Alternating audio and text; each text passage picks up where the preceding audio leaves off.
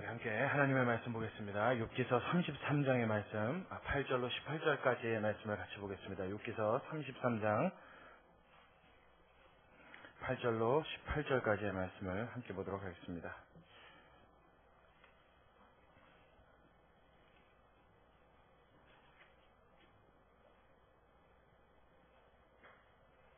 구약성경 제 성경으로는 823면에 있습니다.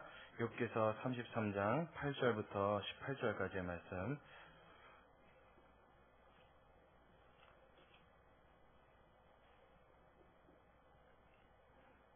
제가 페이지를 잘못 불러드렸네요. 793면에 욥기서 33장 8절로 18절까지. 우리 한 절씩 같이 교독하도록 하겠습니다. 8절부터 제가 먼저 읽도록 하겠습니다. 내가 실로 나의 듣는 데 말하였고 나는 내 말소리를 들었느니라. 이르기를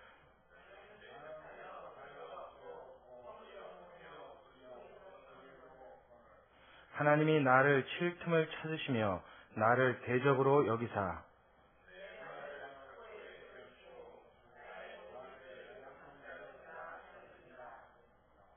내가 내게 대답하리라. 이 말에 내가 의롭지 못하니 하나님은 사람보다 크심이니라.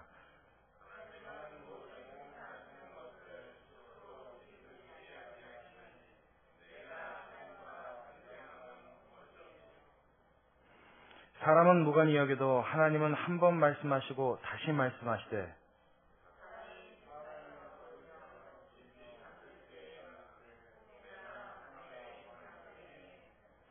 사람의 귀를 여시고 인치듯 교훈하시나니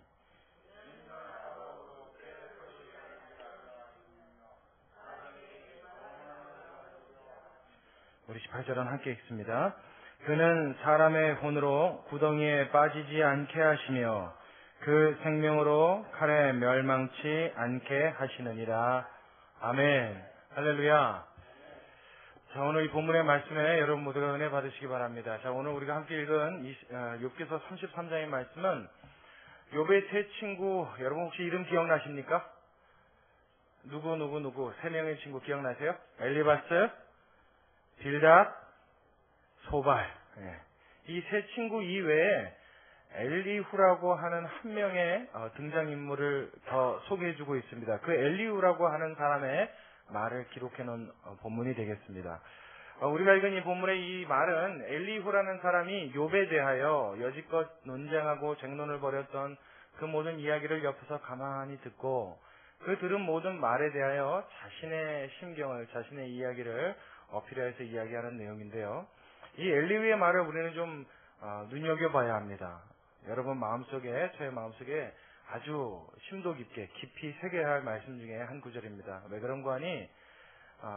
이 장이 끝나고 나서 이후에 하나님이 나타나셔서 이 욥과 욥의 세 친구들에게 하나님이 노하신다 하시면서 징계하실 때 이 엘리후라는 사람을 하나님이 칭찬하십니다. 그래서 엘리후가 하는 말과 엘리후가 가졌던 모든 생각들을 하나님이 참 옳게 여기시고 참 잘 말하였다 말씀하세요.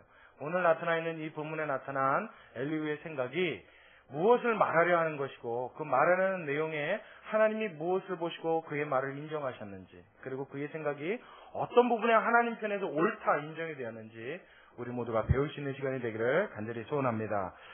오늘 이 본문의 말씀을 보면 8절에 이렇게 시작되어지고 있죠. 내가 실로 나의 듣는 데 말하였고 나는 내 말소리를 들었느니라. 이르기를, 이렇게 말을 시작합니다. 이 말이 무슨 말이냐면 여지껏 네가 한 말 내가 다 들었다 이 소리입니다. 엘리후가 어떤 사람인지, 욥의 또 다른 친구인지 아니면 동네 주민인지 사실 정확하게 알 길은 없습니다. 잘 모르겠습니다. 어떤 사람인지는 모르겠는데 분명한 거 한 가지는 이 엘리후라는 사람은 나이가 좀 연소하였고, 연소하다는 건 좀 젊은 사람이라는 얘기죠. 욥과 세 친구들이 대화를 할 때 자기의 염소함 때문에, 나이가 어린 것 때문에 쉽게 그 대화에 잘 끼어들지 못했던 사람인 것은 분명합니다. 뿐만 아니라 이 말하는 것을 미루어 봤을 때 이 엘리후는 이 욥과 세 친구가 이야기하는 모든 내용을 거의 처음부터 함께, 꼭 처음이 아닐지라도 무슨 내용의 대화를 주고받았는지에 대한 내용을 다 파악할 수 있을 만큼 처음부터 그 말을 옆에서 들었던 사람이다라는 것을 우리가 추측해서 알 수 있습니다. 엘리후가 옆에서 쭉 들었단 말이에요. 그 세 친구와 욥의 이 네 명 간의 대화를 옆에서 쭉 들었는데도 그는 자신이 나이가 어렸기 때문에 함부로 말에 끼어들고 싶어도 끼어들지 않았고, 또 뿐만 아니라 자신이 말하는 것이 행여 경솔한 말이 될까봐 금방 입 밖으로 뱉어내고 싶은 말이 있어도 그것을 꼭 참았던 꽤 속이 깊은 그런 젊은이라고 볼 수 있습니다. 또 뿐만 아니라 욥에 대해서도 그는 그렇게 쉽게 아무 말이나 막 하지를 않았어요. 지금 욥의 세 친구들을 보면 과거의 행실에 비춰서 네가 분명히 어떤 죄가 있었기 때문에 너는 하나님 앞에 고통을 받는다 정지하게 받지만, 마치 심판관이 심판자의 자리에 앉아서 죄인을 심판하듯이 욥의 세 친구는 욥을 재판하고 심판하는데 급급했지만 엘리후는 욥에 대하여 그런 자세로 이야기하지 않았습니다. 오히려 이 엘리후는 자신과 욥과의 모습을 하나님 앞에 일반이라, 너나 나나 하나님 앞에 똑같은 죄인이라 우리가 더 나을 것이 없다. 누가 누구에게 더 나아서 이런 교훈이나 가르침을 줄 수 있는 것이 아니다. 그 말의 내용을 보면 굉장히 그 자신이 겸손했음을 우리는 알 수 있습니다. 그럼에도 불구하고 엘리후가 욥에 대하여 이 모든 내용을 듣고 난 이후에 말을 안 하고 참고서는 도저히 있을 수 없는 이유가 있다는 것을 오늘 우리에게 강하게 어필을 합니다. 너나 나나 똑같은 죄인이고 너도 죄인이고 나도 죄인인데, 그런 입장에서 보자면 누가 누구에게 무슨 말을 하겠느냐. 머무든 개가 머무든 개 나무라는 격이지. 내가 너에게 아무런 말을 하여도, 그것이 아무리 옳다 하여도 내가 하나님 앞에 온전치 못할 것이면 내가 너를 지적하는 것이 무슨 의미가 있겠느냐.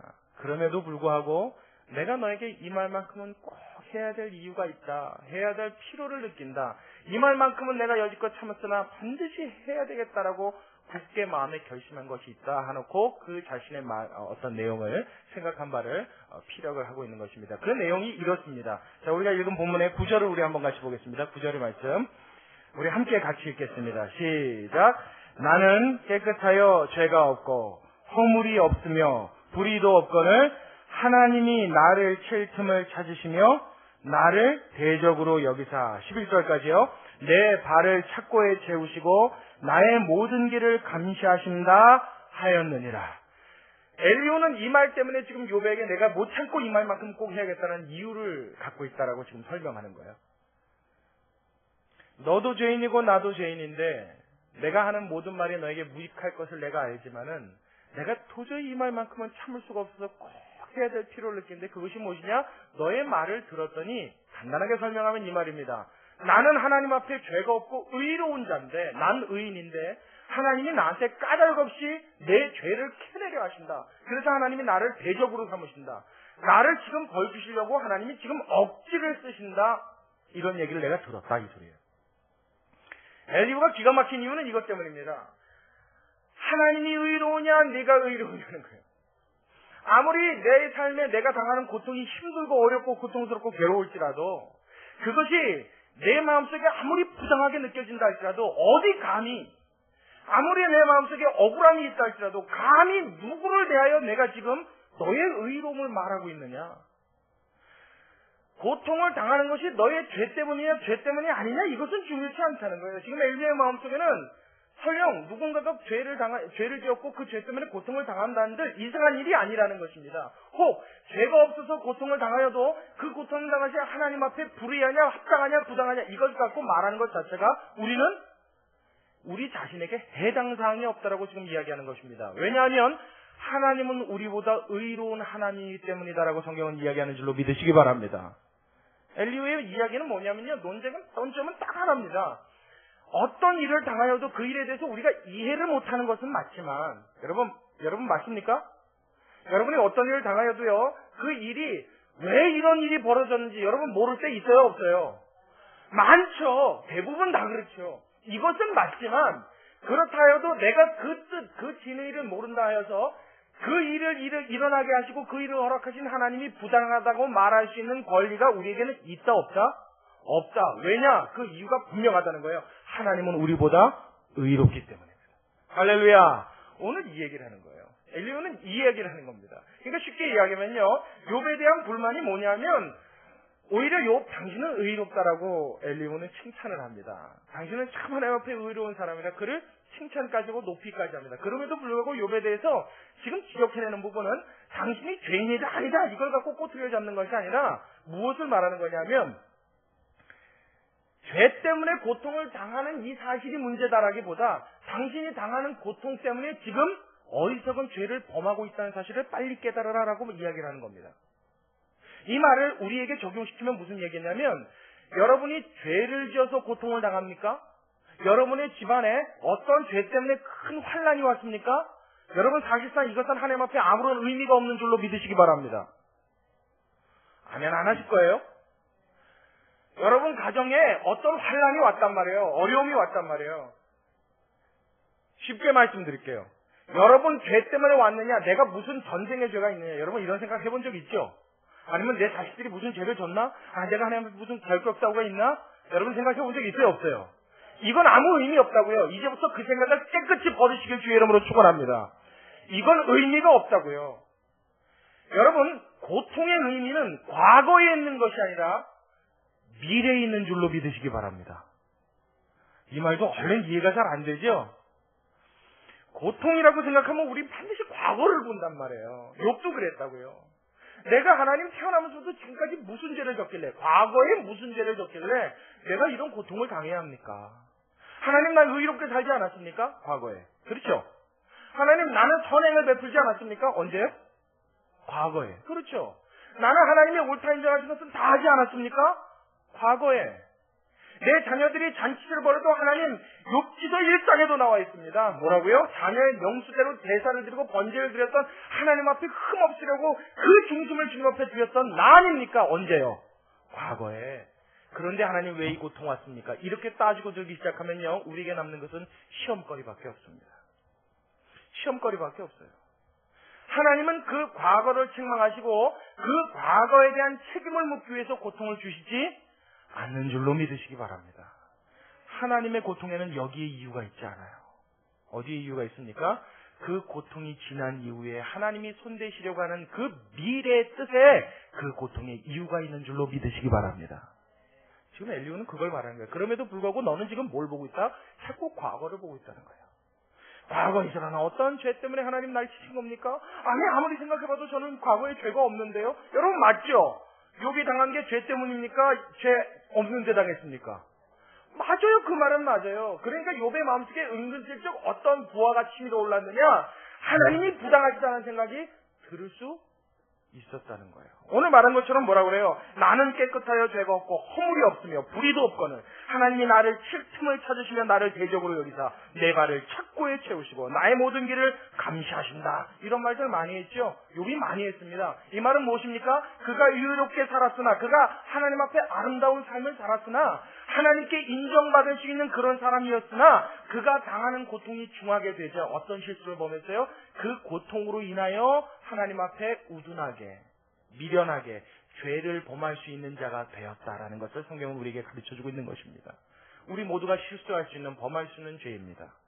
우리 모두가 착각할 수 있는 범죄입니다. 여러분 고통과 어려움이 찾아오실 땐 과거를 돌아보지 마시고 이 고통과 어려움 뒤에 있는 하나님의 미래의 영광을 바라볼 수 있는 눈이 생기시길 주의 이름으로 축원합니다. 하나님은 우리에게 그걸 가르쳐주고 싶은 거예요.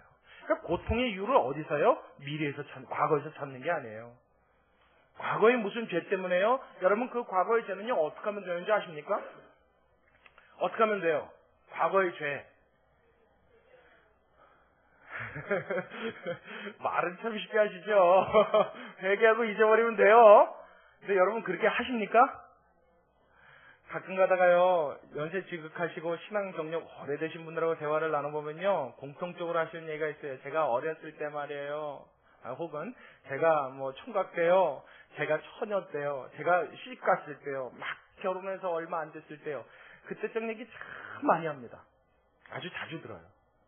그럼 가만히 들어보면 참 비슷합니다. 뭐가 비슷하냐면 저하고도 비슷하고요. 언젠가 누군가 그 비슷한 말을 했던 그분과도 참 비슷하다는 생각을 제가 해요. 왜냐면 저는 목회를 하니까 여러 사람들이 상담을 해요. 그 상담한 얘기를 들어보면요. 몇 가지 대주제로 한 3개 정도로 크게 나눠놓으면요. 그 안에 다 들어갑니다.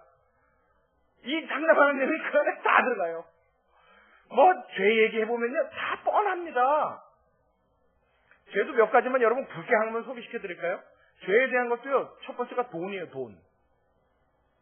돈에 관련된 하나님 전 이런 죄를 진 적이 있습니다. 목사님이가 어떻게 하면 좋지 않은 이 상담이요. 그리고 또 하나는 이성에 관한 성적인 범죄. 이걸로 괴로워서 죽습니다. 그리고 세 번째는 하나님 앞에 불경건했던 모든 것. 그것은 종류가 다 틀려요. 뭐 예를 들어서 뭐 내가 하나님 앞에 열심을 내지 못하는 거, 하나님 앞에 경건치 못한 거, 또 하나님이 원하시는데 내 마음에 이런 감동을 주셨었는데 내가 무시했던 거, 또 어떤 사람 심지어 이런 사람이 있어요. 제가 한 25년 전에 하나님 앞에 작정 기도를 한 일이 있는데 야, 이 작정 기도를 하나님 앞에 내가 해놓고서 안 갚았더니 하나님 나를 치신다. 목사님 이거 어떻게 해야 됩니까? 하지 마십시오 그랬어요. 여러분 중요한 건요, 하나님은 이 과거, 제가 지금 굳게 말씀드린 이 세 가지의 범주 안에 들어가 있는 모든 죄들이요. 사실 이 범주 안에 안 들어가는 그 외에 뭐 죄악상도 있지만, 굳게 보자면 다 들어간단 말이에요. 여러분 이런 죄들을요, 어떻게 하면 된다고요?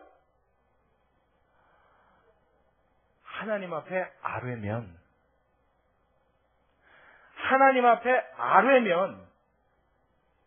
하나님 내가 이런 죄를 졌는데 주님 잘못했습니다.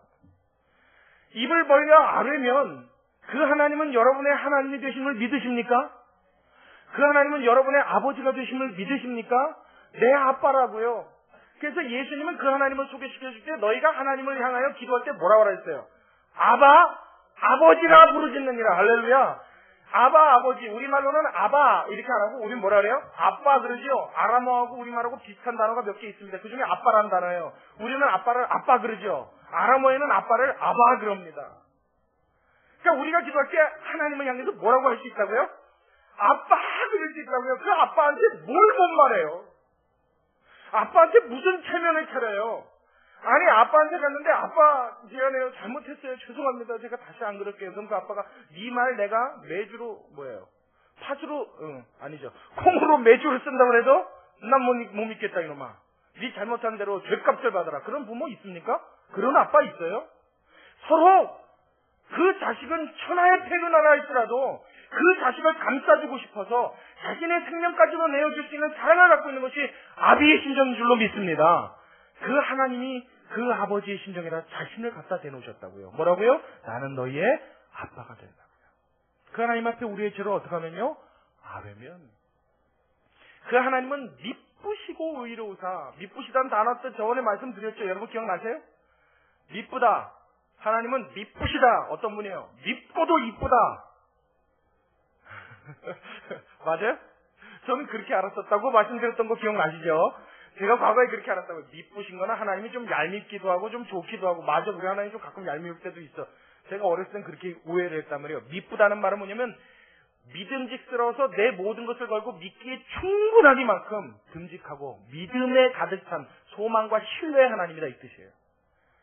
정말 믿음이 가는 하나님이다 이 뜻입니다. 미쁘시고 의로우사. 우리의 모든 불의 가운데서 건지실 것이요. 할렐루야. 저와 여러분을 양털처럼 흰눈처럼 희게 하시는 하나님인 줄로 믿으시기 바랍니다.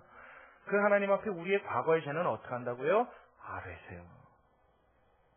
가끔 그래요. 회개라는 건 돌아섬이라면서요. 그렇죠? 제가 오늘요 이론과 실제에 대해서 아주 분명한 선을 여러분들한테 그어드릴게요. 자 보세요. 제가 물을 마셨죠. 설교 끝날 때쯤에 목이 또 마를까요? 안 마를까요? 마르죠. 그거 왜 그래요? 그렇게 생겨 먹어서 그렇습니다. 이 몸의 구조 자체가 말을 많이 하고 이러면 다시 목이 마르게끔 돼 있어요. 죄를 지었습니다.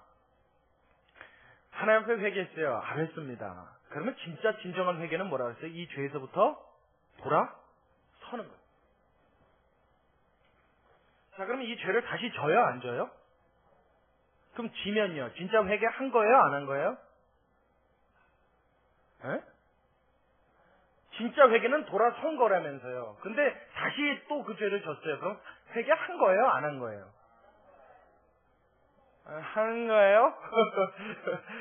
한 것 같기도 하고 안 한 것 같기도 하죠. 아유, 주여. 자, 오늘 이거 갖고 한번 자, 논쟁을 벌여봅시다. 여러분, 중요한 거예요. 중요한 겁니다. 그럼 저를 한번 보세요. 저는 목사입니다. 죄를 짓고 또다시 그 죄를 질까요? 안 질까요? 저는 목사니까 그렇다 치자고요. 우리 사도요. 사도님들. 자, 바울. 범했던 죄를 다시 졌을까요? 안 졌을까요? 분명해요. 그럼 그 사람은 평생 회개 안 하고 죽었겠네요. 여러분이 분명히 아셔야 돼요. 회개란 것은요, 분명히 돌아서는 건 맞습니다. 살인하던 사람은 회개하고 나서 다시는 살인죄를 범치 않아야 하는 게 옳습니다. 간음하던 자는 회개하고 나서 다시는 간음을 범하지 않는 것이 옳습니다. 도적질하던 자는 그 손을 끊어낼지라도 남의 물건에 손대지 않는 것이 옳습니다. 나는 생겨먹기를 죄인으로 생겨먹었어요. 그 죄로 자꾸 눈이 돌아간단 말이에요. 이게 본능적으로 끌리는 거예요. 본능적으로 나도 모르게 거기 가는 거예요. 그래서 로마서에 바울은 뭐라고 했어요? 내 마음으로는 누구의 법을? 하나님의 법을 지구하고 내 육체로는 무슨 법을? 죄의 법을 따르는 것을 내가 보는도다 그랬잖아요. 내 육체의 연약함 때문에 죄에 끌려져 가는 경우가 있을 수 있단 말이에요. 하나님이 그것까지도 막아놓으신 게 아니에요. 그것까지도 하나님이 완전히 이 테두리 안에 넣으셔서 만일 너희가 한 발짝이라도 이 테두리 안으로 밖으로 벗어나면 나는 진노의 하나님이라 공의의 하나님이라 너희에게 긍휼이 없을 줄 알아라. 하나님은 이렇게 매정하게 되신 하나님이 아니라고요. 우리 하나님은 죄에 대하여 분명한 선을 갖고 계십니다. 저와 여러분의 마음에 진심으로 토한 죄라면 하나님 앞에 마음을 다하여서 진실로 말한 죄라고 한다면 하나님 앞에 그렇게 아뢰는 죄라고 한다면 마치 동에서 소가 먼 것과 같이 저와 여러분에게서 그 죄를 멀리하시고 다시는 기억지 아니하시는 좋으신 하나님인 줄로 믿으시기 바랍니다. 하나님은 그 순간에도 우리가 그 죄를 다시 반복할 걸 알고 계심에도 불구하고요. 이 말은 무슨 말과 똑같으냐면요, 예수님이 제자들의 발을 씻긴 것과 똑같아요. 예수님 그 발 씻기신 장면을 보면 여러분 답답한 생각이 듭니까? 안 듭니까? 왜 들어요? 그렇죠. 그거예요. 예수님이요, 그 수고스럽게 제자들의 더러운 발을 만지셨다고요. 그 발가락 사이에 있는 그 때를 다 벗겨가면서 발을 씻기셨다고요. 여러분 이거 귀합니까? 안 귀합니까? 저는요, 성지순례를 나중에 기억에 대해서 한번 가보면요, 예수님이 세례받으셨던 어디죠? 요단강인가요? 예수님 요단강에서 받으셨나요? 맞아요? 그리시네가 아니에요? 이제 좀 집중 좀 해봐요. 맞아요? 안 맞아요? 전 거기 가서요, 돌멩이 하나라도 꼭 하나 주워오고 싶어요. 왜냐하면 지금은 그게 개천이 돼서 이렇게 질질질질 흐른답니다. 강이 아니래요. 근데 그때 당시에 물이 풍부해서 예수님이 거기서 세례를 받으셨는데 예수님이 몸을 담그셨던 곳 얼마나 귀할까 싶어요. 그리고 예수님이 십자가를 지시고 올라가셨던 그 골고다 언덕에 올라가서 꼭 무릎 꿇고 한번 기도해보고 싶은 게 소원이에요. 그 예수님의 그 자취를 한 번만 만져보는 것도 얼마나 가슴 떨리는 일인지 생각만 해도 가슴이 두근두근합니다. 하물며 그 예수님이 제자들의 발을 실제로 만지시고 닦아주셨다고요. 씻어주셨다고요. 귀합니까? 안 귀합니까? 이거 형언할 수 없이 귀하죠. 근데 예수님이 왜 그 일을 하시냔 말이에요, 도대체. 뭐 때문에? 왜냐하면 그 다음 날이면 그 발 어떻게 돼요? 도르드러워지죠. 그럼에도 불구하고 예수님은 그것이 가치 있다 말씀하시고 그것을 하지 않으면 너와 나는 상관이 없다 말씀하세요. 저와 여러분은 내일이면 우리가 범하는 죄로 다시 들어워질 인간입니다. 저와 여러분은 마음속에 갖고 있는 이 본성의 죄악 때문에 내가 굳이 어떤 죄를 짓지 않는다 하여도 더러움을 입을 수밖에 없는 죄가 달라붙는 여러분 그러한 체험을 가진 분들인 줄로 믿으시기 바랍니다. 그런데 하나님 앞에 나의 겉으로 나의 육으로 나의 삶으로 어떻게 의로움을 드려요? 못 드려요. 단지 우리가 진심으로 하나님 앞에 토로한 나의 죄악을 하나님 앞에 아뢰기만 할 수 있다면 하나님은 저와 여러분의 죄악을 말끔히 씻으시는 줄로 믿으시기 바랍니다. 근데 무슨 죄 때문에 하나님이 고난을 줘요? 아니에요. 성도가 당하는 고난에는 하나님이 특별한 뜻이 있어 미래에 이루실 하나님의 영광이 그 가운데 이유로 자리 잡고 있는 줄로 믿으시기 바랍니다. 믿으시기 바랍니다. 그러니까 하나님이 고난을 주셨다는 건 뭐예요? 이 고난을 통하여 나에게 뭔가를 이루시겠다는 스타트 사인입니다. 할렐루야! 할렐루야! 그러니까 여러분 어려운 일이 닥쳤어요? 뭐가 시작되겠구나. 여러분 빨리 눈치채시길 주의 이름으로 축원합니다. 할렐루야! 자, 오늘 말씀 같이 보겠습니다. 34장 12절 우리 말씀을 한번 가서 같이 보도록 할게요. 바로 다음 장에 있어요. 자, 34장 12절의 말씀 우리 함께 한 목소리 있습니다. 시작. 진실로 하나님은 악을 행치 아니하시며 전능자는 공의를 어떻게 해요? 굽히지 아니하시느니라. 할렐루야.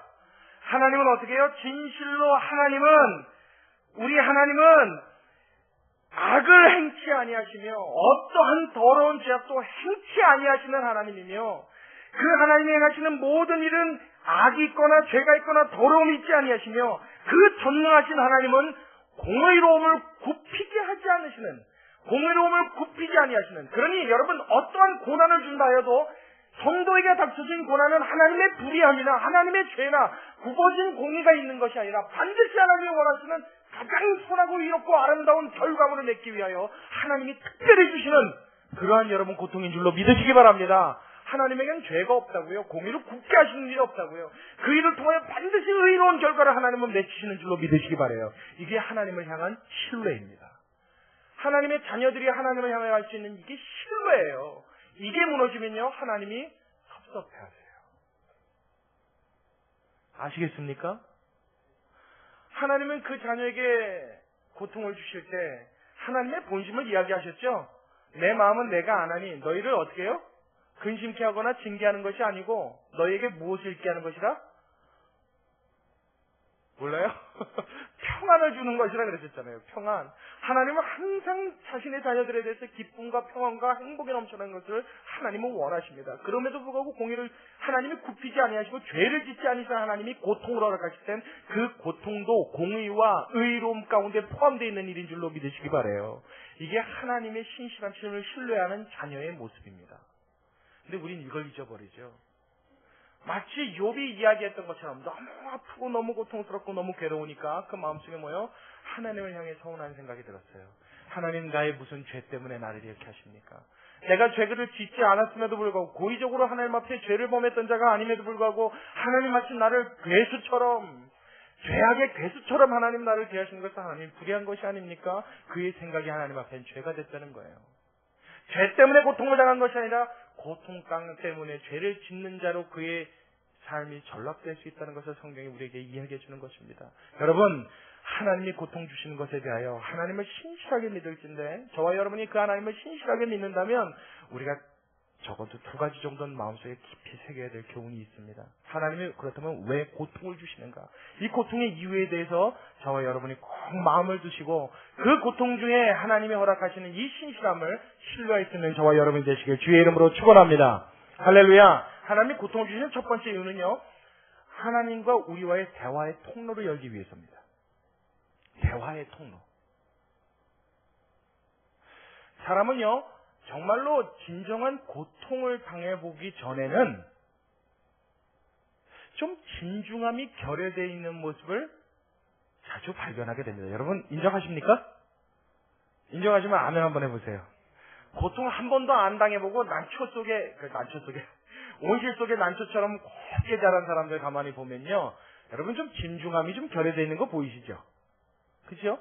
근데 고통을 많이 당한 사람은요, 만약 어릴 적부터 고통을 많이 당하고 어려움을 많이 당한 사람은요, 나이가 어려도 굉장히 속이 깊고 굉장히 말하는 것이 진중한 것을 보게 됩니다. 여러분 그래요? 그건 왜 그러냐면 그 고통 가운데 들을 줄 아는 귀가 열렸기 때문입니다. 볼 줄 아는 눈이 열렸기 때문이에요. 하나님도 사람에게 이것을 사용하시는데요, 하나님이 고통을 주실 때는 반드시 그 고통을 통하여 하나님이 듣기를 원하시는 하나님의 음성이 있기 때문인 줄로 믿으시기 바랍니다. 자, 우리 14절로 같이 갑니다. 14절, 33장 14절이에요. 우리 본문에. 자, 33장 14절 여러분만 큰 목소리와 함께 읽어봅니다. 시작.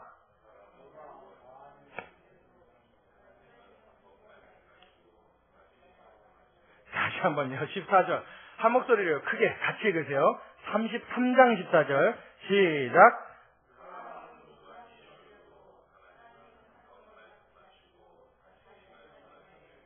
그렇죠. 우리 본문에요. 33장 14절. 하나님은 어떻게 해요? 사람은 무관히 여겨도 하나님은 어떻게 하신다고요? 한 번 말씀하시고 또 다시 말씀하신답니다. 그런데 인간에게 아무리 이 말씀을 들려주셔도 사람이 들어요? 못 들어요? 못 들어요. 언제 들어요? 고통당할 때 들어요. 참 인간이 희한합니다. 여러분, 사람들요, 교회마다 보면 간증을 하는데 간증마다 있는 공통점이 있어요. 어떤 사람이 그러죠. 제가 예전에요, 처음에 전도받고 예수 믿기 시작했을 때 하나님이 막 복을 주셨어요. 그래서 제가 열심히 교회 다니다가 돈이 많아지고 여유가 있어지고 인기가 높아지고 하니까 세상으로 돈이 샥 돌아갔습니다. 뭐 이런 간증 여러분 많이 들어보셨죠? 샥 돌아갔더니 어떻게 돼요? 하나님이 치시죠. 하나님이 허리를 냅다 치셔가지고 병원에 3년을 입원해 있는데 병원에서 증상도 못 잡고요. 엑스레이를 찍어도 멀쩡하다고 그러고요. 근데 일어나질 못하겠는 거예요. 많이 들어본 간증이죠? 그래서 그 사람은 어떻게 했대요? 나중에는 때도 써보고 뭐 이래도 안 되고 저래도 안 되니까 하나님 앞에 기도하기 시작했대요. 약도 먹어보고 좋은 데 다 찾아봤는데 소용이 없더라는 거예요. 의원은 다 가보고 훌륭하다고 유명하다고 하는 사람 다 찾아가봤는데 뭐 침을 맞아보고 양약 한약 다 동원해도 소용이 없어. 이제 뭐 내 방법이 딱 하나밖에 없다. 누구야? 하나님. 하나님 앞에 내가 기도하기 시작했죠. 기도했더니 하나님이 하늘문을 여시고 저에게 음성을 들려주시는데 그간 지나오면서 내가 하나님을 서운하게 했던 것들을 다 깨닫게 해줘서 얼마나 울었나 몰라요. 여러분 들어보셨어요? 그랬더니 그날 다음에 눈을 딱 떴는데 허리가 어떻더래요? 감쪽같이 났더랍니다. 할렐루야. 얼마나 그럴 때 우리 할렐루야 그러면 또 뭐라 그래요 여러분? 여러분 이거 기적 아닙니다. 이거 대단한 거 아닙니다. 누구나 갖고 있는 간증입니다. 어느 교회나 가면 한 번씩들 다 있는 간증이에요. 얼마나 많이 하는 간증입니까? 근데 사람이 어때요? 그렇게 한 번 하나님 고쳐주시면 그 이후로 영원히 하나님 앞에 거룩하게 살면 좋은데 그렇게 돼요 안 돼요? 낫고 나면 어떻게 돼요? 낫고 나면 꼭 이스라엘 백성들하고 똑같죠. 사사시대예요. 이방 민족들이 쳐들어와가지고 말이에요. 그 주변에 뭐 미디안 사람 뭐 무슨 사람 많이 있죠. 바벨론 아니죠. 저기 어디에요? 갑자기 생각이 났는데 골리앗이 어디 나라 사람입니까? 블레셋. 아이고. 막 블레셋이 쳐들어오고 이 주변에서 사만 강호들이 쳐들어온단 말이에요. 그래서 막 빼앗겨가고 남녀가 막 칼에 죽고 여자들은 다 끌려가고 막 어린애들이 노예로 팔려가고 난리가 나죠. 나라가 아주 그냥 풍비박산이 납니다. 그랬을 때 어떻게 해요? 하나님 앞에 뭐 했더니 부르짖었더니 하나님이 누굴 보내주세요? 사사를 보내주시죠. 그래서 사사가 와서 평정을 합니다. 그래서 이방 민족 군대들을 다 몰아내고 그때 하나님 앞에 은혜를 입은 자들은 그 사는 날까지 하나님을 잘 섬기며 태평성대를 누렸더라. 그래요. 그럼 그 사사가 죽고 나서 다음 세대가 일어나면 또 다시 어떻게 돼요? 또 죄짓죠. 이게 계속 사사기는 사사 있는 내내 사사의 명수만큼 그 역사가 반복되어지는 횟수입니다. 얼마나 하나님 앞에 죄짓고 용서받고 죄짓고 용서받고를 반복하는지 인간이 다 똑같아요. 하나님 앞에 그렇게 용서받고 고침받고 나면 눈이 또 들어간다고요. 그래서 어떻게 해요? 죄한테 가서 그냥 코를 벌름벌름하고 혀를 날름날름하고 아이고 여기가 좋사오니 그리고 오른발 푹 담갔다가 왼발 교회에다 푹 담갔다가 나중에 그것도 성이 안 치면 어떻게 해요? 오른발 왼발 다 빼고 죄 속에 또 푹 담굽니다. 그랬다가는 이번에 하나님은 어딜 쳐요? 이번에 허리가 아니라 목을 딱 치시죠.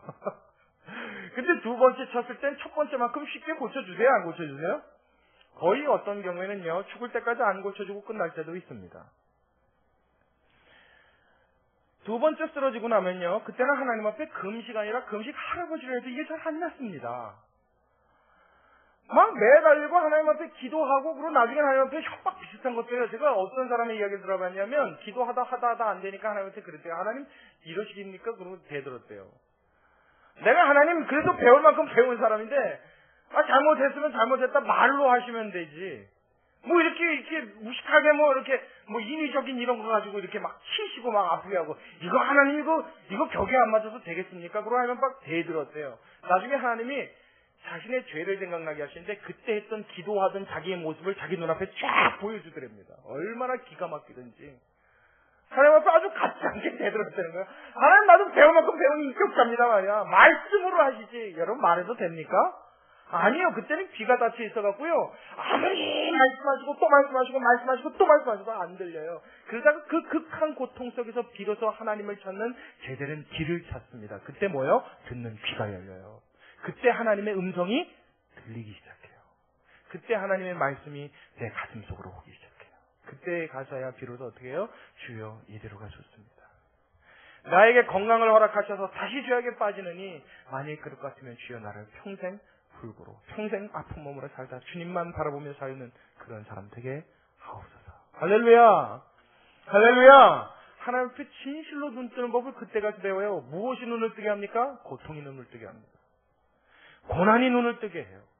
고난을 통하여서 비로소 하나님의 음성 듣는 법을 깨달아요. 그 들린 하나님의 음성으로 분명한 하나님을 볼 수 있는 자가 됩니다. 그래서 욥도 이 환난을 마친 이후에 하나님 앞에 뭐라고 고백합니까? 내가 이전에는 하나님을 귀로만 들었었더니 이제는 무엇으로요?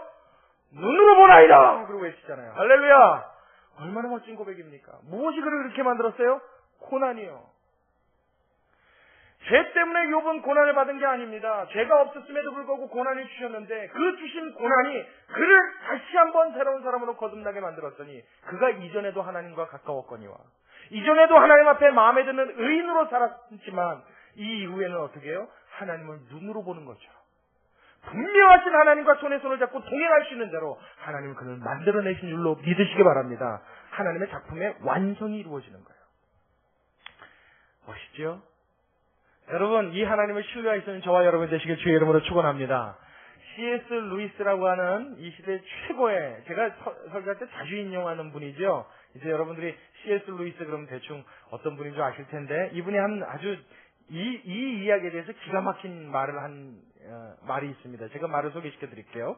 뭐라고 말했냐면, 사람에 따라서 무서운 일어나기 전에는 하나님께 귀를 기울이지 않는 습성이 있다, 이렇게 말을 했어요. 사람에 따라서 어떤 무서운 일을 당하기 전에는 하나님 앞에 귀를 기울이지 않으려는 이런 습성을 사람들마다 갖고 있는데, 그러므로 하나님은 고통을 통하여 귀머거리에게 알아듣도록 하시는 확성기로 사용하신다, 이렇게 말했다 그래요.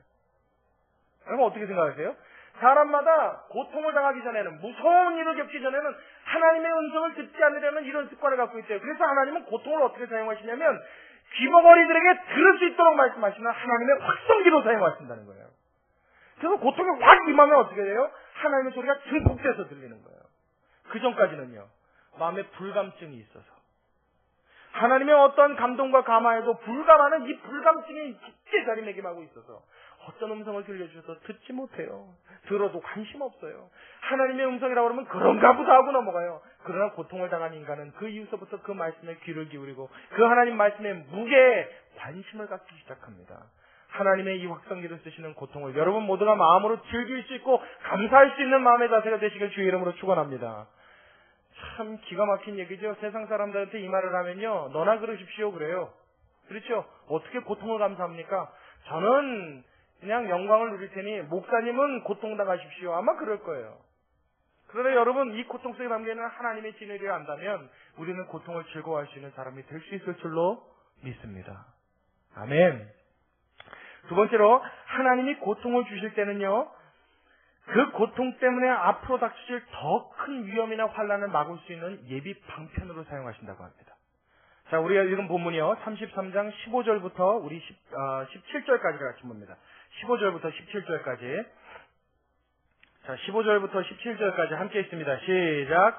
사람이 침상에서 졸며 깊이 잠들 때나 꿈에나 밤의 이상 중에 사람의 귀를 여시고 인치듯 교훈하시나니 이는 사람으로 그 꾀를 버리게 하려 하심이며 사람에게 교만을 막으려 하심이다. 만약에 하나님이 이 고통을 통하여 이 교만을 막지 않으시고 이 앞으로 닥쳐질 더 큰 환난에 대한 예비를 하지 않으시면 잠언서 16장 18절에 말씀되어 있는 그 사실이 우리에게 이루어집니다.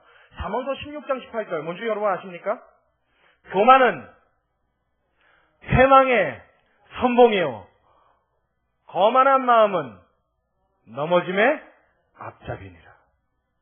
하나님이 만약에 고통을 이것을 통하여 우리에게 막지 않으시면요, 인간은 어떻게 되냐면 교만해진다는 거예요. 교만함이 극을 달해서 결국은 이 교만이 어떻게 해요? 패망으로 나를 이끌어가는 선봉장의 역할을 한다는 거예요. 거만한 마음으로 넘어지는 결과를 초래하게 된다는 거예요. 하나님은 이걸 막기 위해서 어떻게 해요? 지금 당장 누릴 수 있는 어떤 행복보다도 앞으로에 있어질 큰 고통을 막기 위한 방편으로 하나님은 고통을 허락하신다는 겁니다. 믿으십니까? 믿으세요? 그래서 하나님이 그를 교훈하신대요. 어떻게 교훈하시냐면 다시 읽은 본문으로 와서요. 사람이 침상에서 졸며 깊이 잠들 때나 15절입니다. 꿈에나 밤의 이상 중에 사람의 귀를 여시고 하나님이 어떻게 교훈하신다고요? 인치듯 교훈하신대요. 인치듯 교훈하신다는 말이 무슨 말입니까, 여러분? 인치듯. 이거 우리말로 하면 도장 찍듯 교훈하신다 이 소리예요. 인을 친다는 말은 도장을 찍듯이 교훈하신다. 이건 뭐냐면 확실하게 교훈하신다는 얘기예요. 못 알아들으면 언제까지? 알아들을 때까지. 하나님이 고통을 주시는데 못 알아들으면 언제까지 고통 주신다고요? 알아들을 때까지. 아유, 참 이런 얘기하면요 제가 마음에 답답함이 옵니다. 자, 왜 그런가 하니 우리는 알면서도 그 전체를 그대로 밟는 습관이 있어서 그래요. 이스라엘 백성이 말이에요. 가데스 바네에서 가나안 땅을 정탐을 했습니다. 12정탐꾼을 보내서 야, 그 땅이 어떤가 정탐하고 오너라. 그랬더니 갔더니 그 사람들이 어깨에다가 남자 둘이서 포도 한 송이를 메고 왔어요. 포도 한 송이 한쪽의 가지를 여기서 잡고 저쪽 끄트머리를 한 남자가 잡고, 그러니까 포도가 얼마나 큰 거예요. 그 포도를 메고 와서는 그 땅은 이렇더이다. 뭐 한마디로 표현이 되죠. 젖과 꿀이 흐르는 땅인데 포도가 이만합니다. 그럼 얘기가 끝난 겁니다. 그렇죠? 너무너무 좋은 땅이죠. 사람이 사는데 최고의 땅입니다. 농경을 하고 목축하는 사회에서 여러분 그렇게 비옥한 땅을 하나님이 주셨다 그러면요, 그 땅은 더 이상 말할 필요가 없는 땅입니다. 최고의 땅이죠. 그런데 문제는 뭐예요? 내가 그곳에서 내 피림을 보았고 거인족을 봤다는 거예요. 키가 3m가 넘는 거인족들. 그런 사람들은 어떻게 해요? 주먹이 무기죠. 손바닥이 무기입니다. 일반인들하고 싸울 때 우리는 망치 들고 뭐 칼 들고 총 들고 싸우겠지만 칼 같은 거 막 휘둘러봐요. 이렇게 푹 잡고서 떡 때리면 어떻게 돼요? 그냥 두개골이 깨지겠죠. 그런 사람들은 온몸이 무기입니다. 그런 사람들하고 붙어서 싸워봤자 이건 백전백패. 그러니까 들어가나 마나 보나 마나 적과 꿀이 흘러봐야 이건 그림의 뭐다? 떡이다. 하나님이 거기서 진노하셨어요. 너희가 나를 신뢰하지 못하느냐. 내가 주겠다는 그 땅에 대하여 너희가 불신하였고 너희가 그렇게 말하였으니 너희 말이 오늘날 내 귀에 들린 대로 내가 너희에게 행하리라. 하나님 무서운 결정을 내리십니다. 그래서 그들이 어떻게 해요? 하나님을 신뢰하는 법을 배울 때까지. 와, 무서워요. 하나님을 신뢰하고 하나님 앞에 감사할 줄 아는 법을 배울 때까지. 온 천하에 하나님 그 신 외에는 더 이상 없다는 것을 그들이 몸으로 깨닫고 뼈에 새기고 핏줄에 흐를 때까지 하나님은 어떻게 해요? 광야에서 교훈하세요. 어떻게 교훈하신 거예요? 인치듯 교훈하시는 거예요. 못 알아들으면 알아들을 때까지 교훈하시는 거예요. 고통을 통해서도 하나님은 교훈하시는데 언제까지요? 알아들을 때까지, 깨달을 때까지, 하나님의 마음에 흡족한 자녀가 될 때까지 하나님은 부리시는 거예요. 그래서 결과적으로 그 백성을 어떻게 만드셨어요? 저는 나의 백성이요 나는 저희의 하나님이라 하시는 것이 온 천하에 자랑스러울 때까지. 할렐루야. 하나님은 그들을 만들어내신 줄로 믿으시기 바랍니다. 이게 하나님의 고집이에요. 여러분, 우리에게도 똑같이 역사하십니다. 하나님은 교훈하시는데 어떻게 해요? 밤중에 잘 때나 이상 중에나 깰 때 있을 때나 뭐 기도할 때나 어느 때나 상관없이 항상요 교훈하세요. 깨닫게 하세요. 내 주변에 일어나는 환경을 통하여, 내가 당하는 고통을 인하여, 내가 당하는 모든 주변의 일들을 통하여 하나님은 모든 것을 사용하셔서 나를 깨닫게 하시는 거예요. 말씀하시는 거예요. 여기에 눈 뜰 수 있고 귀를 열 수 있게 주의 이름으로 축원합니다. 그러니까 알아들을 때 그 고통은 끝나요.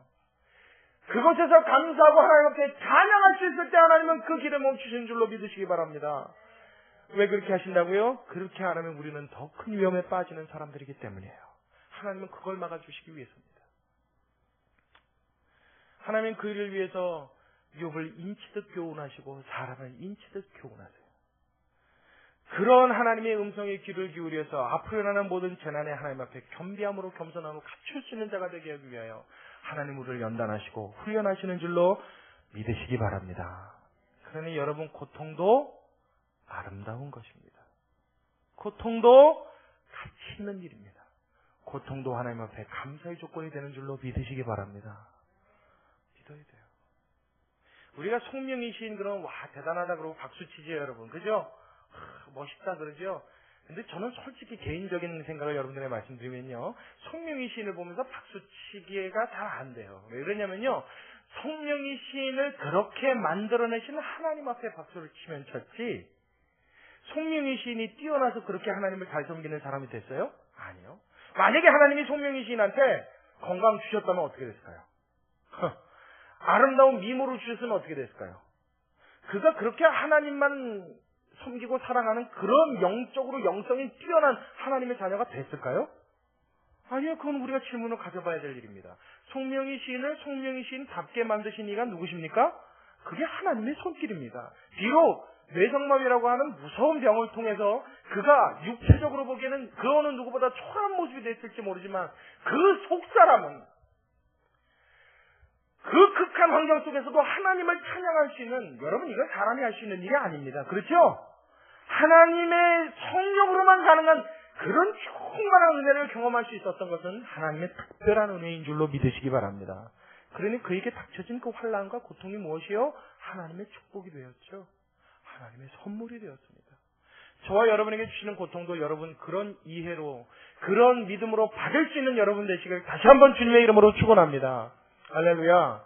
제가 설교를 준비하면서 고민을 좀 했었는데 제 얘기를 좀 해도 될까 말까 고민을 했었는데 제가 본문을 읽으면서 아무리 생각해도 필요한 것 같아요.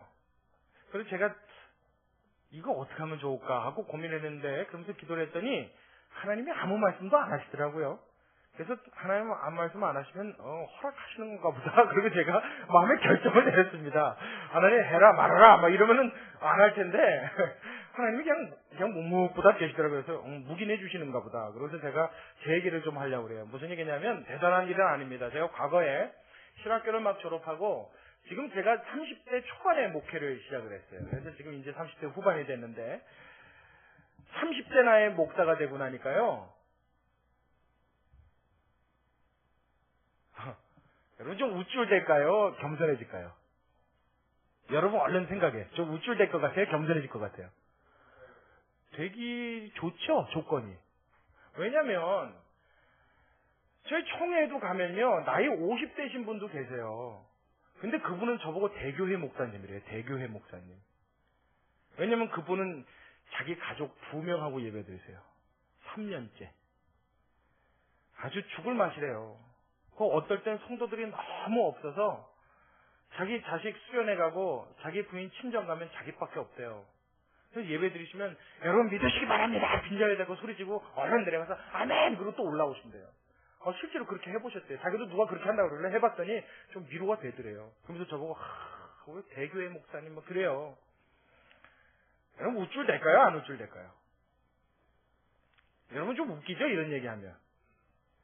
충분히 우쭐댈 만한 상황도 될 수 있습니다만은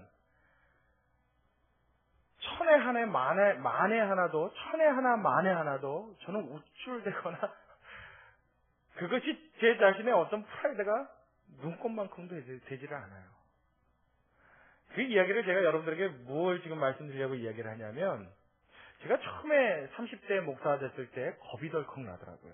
목사 안수를 탁 받고 나서 무슨 생각을 했냐면 야 이제는 목사가 됐으니 예전에 우리 학교 다닐 때 교수님 이야기가 생각나요. 너희가 지금 전도사 시절에 신대원 다닐 때 그만두고 싶은 사람이 있으면 빨리 그만둬라. 그러고 아주 수업 때마다 그 얘기를 하시더라고요.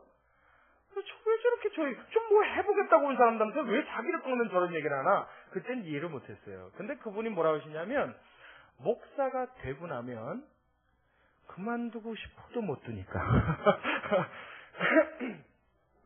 물론 목사 지금을 노예에다가 신청해서 내가 취소하겠다. 목사 안에서 취소를 하고 하면 될지 모르지만 그건 세상 얘기고 하나님 편에 기름 부음을 받았다는 것은 사울 왕이 그가 말년에 아주 끔찍한 최악을 맞이하고 있어도 지금까지 사울 왕으로 기억되는 것처럼 하늘나라에서는 주의 종은 주의 종이다. 기름 부음 받았다는 것은 그런 의미다. 그것은 취소한다고 취소되어지는 얘기가 아니다. 그러니 목사 안수 받기 전에 빨리 그만둬라.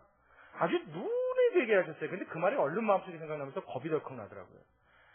만일에 나중에 나 이거 하기 싫어지면 어떡하지? 그런 생각이 들더라고요. 혹은 도망치고 싶으면 어떡하지? 자신 없어지면 어떡하지? 무서우면 어떡하지? 하다가 겁나면 어떡하지? 여러분 무슨 말인지 아시겠어요? 제 마음속에 이런 두려움 종류들이 확 오더란 말이에요. 근데 그게 왜 왔는 줄 아세요? 저는 원래 그런 두려움을 느낄 사람이 아닙니다. 원래 생겨먹는 게 워낙에 이 무대 체질이고 앞에 서는 걸 좋아해요. 제가 어릴 적 다르고 제가 청년기 다르고 장성에서의 모습이 좀 틀린데 워낙 제 속에 갖고 있는 이 사람은요, 무대 체질을 앞에 나가서 뭘 하면 연습할 때보다 훨씬 잘합니다. 그래서 앞에 서는 게 굉장히 자신있고 재밌고 좋아해요. 그래서 제가 20대 때 과거에는 이런 자리가 있거나 이런 뭐가 있으면 굉장히 우쭐대는 그런 아주 좋지 않은 성향을 갖고 있었어요. 근데 그때만 해도 제가 그렇게 제 스스로가 우쭐댄다라고 굉장히 이렇게 높아져 있다라고 생각을 안 하면서도 그렇게 했던 것 같아요. 그때는 저 나름대로 또 겸손하려고 많이 애를 썼습니다. 근데 결과적으로 돌이켜보면요, 겸손 안 했던 것 같아요. 굉장히 자신감이 도가 지나쳐서 교만한 수준까지 갔었던 것 같아요. 왜냐하면 제가 신학교를 가서 19살 때 신학교를 들어가서 20살 때 이제 비로소 학교에서 좀 두각을 드러내기 시작했어요. 이제 찬양 쪽으로, 음악 쪽으로. 그래서 전교생을 대표해서 학교에서 음악에 관련된 행사가 있을 때 무조건 책임을 맡았어요. 그러면 그때서부터 우쭐할 만하죠. 학생들이 어쩜 그렇게 뭘 잘해. 뭘 잘해요. 악보도 못 보는데. 저는 악보를 못 봐요. 이게 찬양 부를 때요, 여러분들이 이렇게 악보 이렇게 보시면서 부르잖아요. 저는 이 콩나물이요, 까만 건 콩나물, 하얀 건, 까만 건 껍질 안 벗긴 콩나물, 하얀 건 껍질 벗긴 콩나물, 그렇게 봐요. 이걸 읽을 줄은 몰랐어요. 그런 사람이 찬양을 담당을 하니까요, 내가 무슨 전문가가 된 것 같아요. 그리고 뭐 십몇 년 음악 했다는 사람도 뭐 와서 저한테 조언을 구하는 거예요. 이거 이렇게 했으면 좋겠는데 어떻게 했으면 좋겠어? 그러면은, 이건요, 무대 장치가 좀 이랬으면 좋겠고, 여기는 몇 명만 올리고 몇 명 밑으로 내려야 이게 아무래도 이런 효과가 나고, 이렇게 얘기하면 역시 틀리대요. 뭐 말만 하면 잘한대. 그러니까, 나 잘하나? 이렇게 된 거예요. 아닌가 달라요? 여러분, 군대를 제대하고 나서 교회에 갔는데, 그때 우리 이세준 선생님을 처음 만났어요. 고등학교 2학년이더라고요.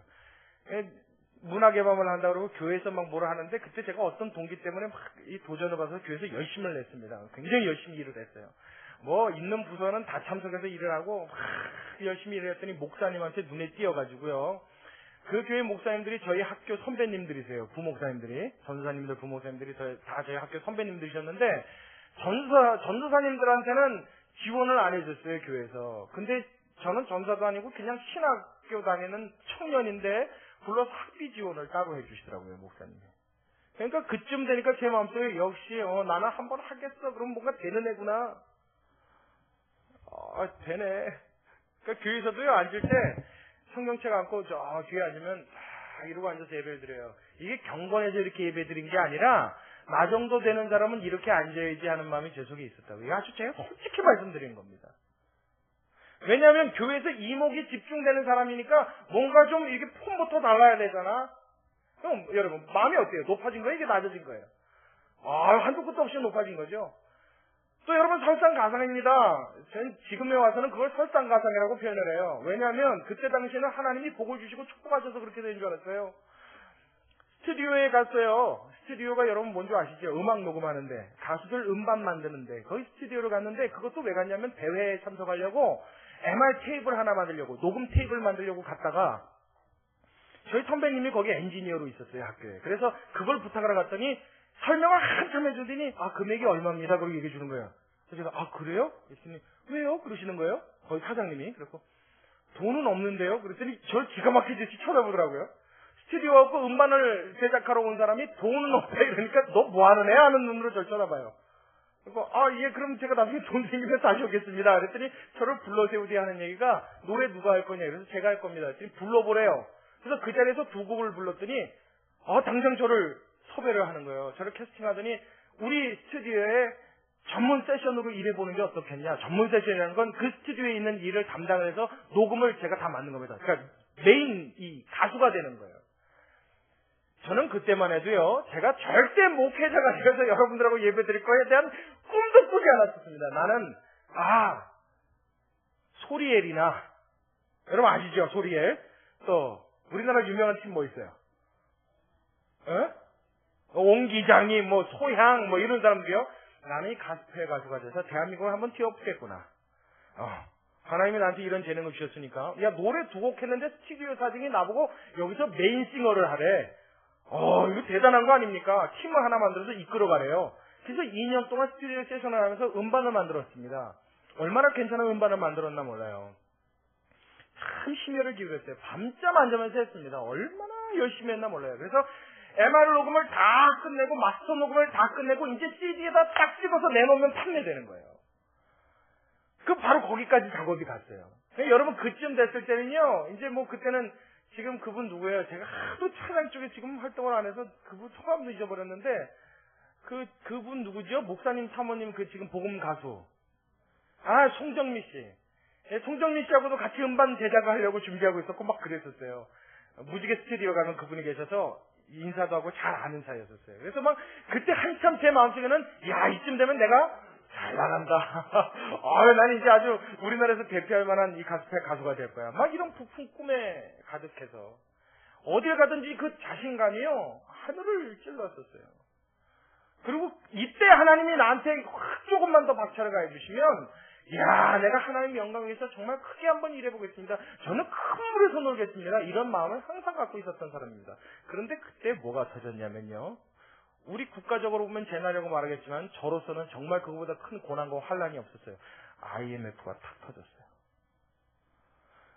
기가 막힌 거는요. IMF 터지면서 여러분들 또 개인적인 일담들 많으시죠? 제가 IMF가 터졌을 때는 저는 하나님 앞에 그걸 징벌이라고 생각했어요. 징계라고 생각했어요. 왜냐하면 2년에 걸쳐서 녹음하는 테이프입니다. 얼마나 심혈을 기울였나 몰라요. 정말 죽을 고생을 해서 만드는 테이프예요. 근데 IMF가 딱 터지니까 문제가 뭐가 있냐면요. 공 CD 만드는 회사들이 다 도산해버린 거예요. 그때 당시에 공 CD가 한 장도 안 팔았었어요. 그래서 저 용산 가면 중국산 수입해온 거. 그런 걸 판매해서 이렇게 제품으로 만들어낼 수 있는 CD가 아닙니다. 찍을 수가 없는 거예요. 음악을 다 만들어놨는데 그 사이에 이 IMF가 1년 동안 얼마나 거세게 바람이 불고 왔는지 스튜디오가 통째로 넘어가 버렸어요. 그래서 저희가 녹음한 음원도 다른 사장에 가져가 버렸어요. 폐기했는지 뭐 했는지 저는 그 다음서부터는 알 길이 없어요. 거기에 제 물건도 갖다 놓은 거예요. 뭐 마이크도 있었고 막 많이 있었어요. 제 개인 사물이. 근데 스튜디오가 몽창 넘어가니까 자기네들이 돈 주고 산 거라는 거예요. 내 건데 못 가게 하는 거예요. 아무것도 없이 그냥 뒷몸으로 쫓겨났어요. 그때는 하나님 앞에요. 참 답답하더라고요. 하나님 왜 이렇게 하십니까 저한테? 안 된다라고 말씀하실 것 같으면 처음부터 얘기를 하시든가 아니면 이 고생을 시키지 마시지. 왜 2년을 넘게 이 고생, 이 무더운 여름에, 이 추운 겨울에 그 지하에서 그 고생을 하면서 밤잠도 못 자면서 한 이 작업을 하나님 이렇게 하루아침에 수포로 돌리십니까? 무엇 때문입니까? 그것뿐만이 아닙니다. 그 이후에도요, 하나님 앞에 자신감을 가져서 제 스스로 뭔가 해보겠다고 얼마나 목에 힘주고, 이거 많이 했나 몰라요. 근데 그럴 때마다 하나님은 어떻게 해요? 아주 그 끝에 그 달려있는 걸 뭐라 그래요? 벼 이삭을 탁 꺾어 놓으시듯이 하나님이 제 머리를 꺾어 놓으시는데요. 그때 당하는 그 고난과 환난은 이루 말할 수가 없습니다. 정말요, 야, 이러다 내가 어디 죽지 않겠나. 이렇게 상심하다가는 내 이 마음의 상처로 죽지 않, 무슨 병 걸리지 않겠나. 정말 살 소망이 없을 정도로 괴롭더라고요. 왜냐면 그게 한 번씩 좌절될 때마다요, 다시 원점입니다. 다시 처음이에요. 또 시작하는 거예요. 그래도 또 시작할 수 있을 만한 뭔가, 뭐가 마련이나 돼 있으면 괜찮게요? 아무것도 없는 거예요. 남들은 그래요. 그거 포기하고 나설 때는, 저 사람 수완도 좋고, 인기도 좋고, 주변에 아는 사람도 많으니까, 저 사람 이거 안 되면 얼마든지 저거 할 수 있겠지. 천만에요. 하나님이 하나를 끊어놓으실 때는요, 완전히 끊어놓으십니다. 그냥 절벽 끝으로 몰아넣으시면요, 절벽 외에는 아무것도 안 보이게 하세요. 그때는 아는 사람, 지인들도 딱 없어집니다. 심지어는 어떻게까지 하셨냐면요, 그때 당시 한참 핸드폰에 이제 이거 여러분 있죠. 이렇게 저장해놓고서 본부 그러면은 전화 걸리는 거. 이게 한참 유행할 때예요. 핸드폰에 요즘에는 이렇게 단축 다이얼 하잖아요. 근데 옛날에 음성인식이라고 그래서 우리 집 그러면 걸리고 친구 그러면 걸리고 이런 거 할 때예요. 그러니까 그게 재밌어서 한참 저장해놓고 번호를 안 해놨는데 핸드폰이 물에 펑 빠졌고 전화번호가 싹 날라갔어요. 와, 연락할 길도 없는 거예요. 방법도 없어요.